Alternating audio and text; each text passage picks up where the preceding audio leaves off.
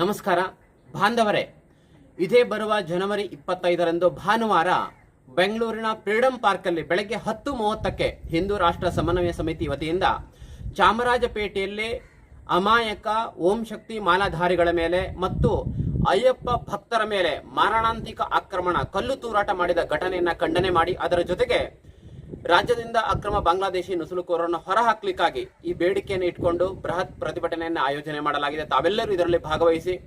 ಚಾಮರಾಜಪೇಟೆಯಲ್ಲಿ ಹಿಂದೂಗಳು ಅಲ್ಪಸಂಖ್ಯಾತರು, ಅಲ್ಲಿ ನಿರಂತರವಾಗಿ ಹಿಂದೂಗಳ ಮೇಲೆ ದೌರ್ಜನ್ಯ ನಡೀತಾ ಇದೆ. ಈ ಹಿಂದೆ ಆಕಳ ಕೆಚ್ಚಲನ್ನ ಕೊಯ್ದ ಪ್ರಕರಣದಲ್ಲಿ ಒಬ್ಬ ಮಾನಸಿಕ ಅಸ್ವಸ್ಥ ಅದನ್ನು ಮಾಡಿದ ನಂತರ ಆ ಪ್ರಕರಣವನ್ನು ಮುಚ್ಚಿ ಹಾಕಲಾಯಿತು. ಓಂ ಶಕ್ತಿ ಮಾಲಾಧಾರಿಗಳ ಮೇಲೆ ಆಕ್ರಮಣದ ನಂತರ ಅದನ್ನು ಅಪ್ರಾಪ್ತ ಬಾಲಕರು ಮಾಡಿದಾರಂತಲೇ ಆ ಪ್ರಕರಣವನ್ನು ಮುಚ್ಚಿ ಹಾಕುವಂತ ಷಡ್ಯಂತ್ರ ನಡೀತಾ ಇದೆ.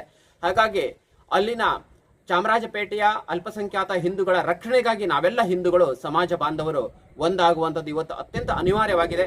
ಅದರ ಜೊತೆಗೆ ನಮ್ಮ ರಾಜ್ಯದಲ್ಲಿ ಮಾಧ್ಯಮದ ವರದಿ ಪ್ರಕಾರ ಸುಮಾರು 20 ಲಕ್ಷ ಅಕ್ರಮ ಬಾಂಗ್ಲಾದೇಶಿ ನುಸುಳುಕೋರರು ವಾಸವಾಗಿದ್ದಾರೆ.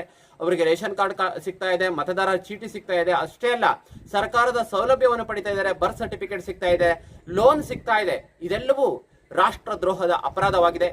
ಸ್ಥಾನೀಯ ಕನ್ನಡಿಗರ ಉದ್ಯೋಗವನ್ನು ಕಸಿಯುವಂತ, ಹಿಂದೂಗಳ ಆರ್ಥಿಕತೆ ಮೇಲೆ ಗಂಭೀರ ಪರಿಣಾಮ ಬೀಳುವಂತ, ರಾಷ್ಟ್ರದ ಭದ್ರತೆ ಸುರಕ್ಷತೆ ದೃಷ್ಟಿಯಿಂದ ಅಪಾಯಕಾರಿಯಾದಂತಹ ಇವತ್ತು ಇಂಥ ಅಕ್ರಮ ಬಾಂಗ್ಲಾದೇಶಿ ನುಸುಳುಕೋರನ್ನ ರಾಜ್ಯದಿಂದ ಹೊರಹಾಕಬೇಕು. ಅವರಿಗೆ ನಕಲಿ ಪ್ರಮಾಣ ಪತ್ರವನ್ನ ಕೊಡುವಂತ ಯಾರು ಅಧಿಕಾರಿಗಳಿದ್ದಾರೆ, ಒಂದು ಜಾಲ ಇದೆ, ಅವರ ಮೇಲೆ ಕಠಿಣ ಕಾನೂನು ಕ್ರಮ ಜರುಗಿಸಬೇಕಾಗಿದೆ. ಈ ಎಲ್ಲ ಬೇಡಿಕೆಯನ್ನು ಇಟ್ಕೊಂಡು ಹಿಂದೂ ರಾಷ್ಟ್ರ ಸಮನ್ವಯ ಸಮಿತಿ ಇದೇ ಬರುವ ಜನವರಿ 25ರಂದು ಬೆಳಗ್ಗೆ 10:30ಕ್ಕೆ ಬೆಂಗಳೂರಿನ ಫ್ರೀಡಂ ಪಾರ್ಕ್ ಅಲ್ಲಿ ಬೃಹತ್ ಆಂದೋಲನವನ್ನ ಪ್ರತಿಭಟನೆಯನ್ನ ಹಮ್ಮಿಕೊಂಡಿದೆ. ತಾವೆಲ್ಲ ಹಿಂದೂ ಬಾಂಧವರು ಈ ವಿಶೇಷ ಆಂದೋಲನದಲ್ಲಿ ಪ್ರತಿಭಟನೆಯಲ್ಲಿ ಭಾಗವಹಿಸಿ ರಾಜ್ಯವನ್ನ ಅಕ್ರಮ ಬಾಂಗ್ಲಾದೇಶಿ ಮುಕ್ತರನ್ನಾಗಿಸೋಣ. ಅದರ ಜೊತೆಗೆ ಚಾಮರಾಜಪೇಟೆಯಲ್ಲಿ ನಡೆದಂತ ಘಟನೆಯಲ್ಲಿ ತಪ್ಪಿತಸ್ಥರ ಮೇಲೆ ಕಠಿಣ ಕಾನೂನು ಕ್ರಮಕ್ಕಾಗಿ ಆಗ್ರಹ ಮಾಡೋಣ.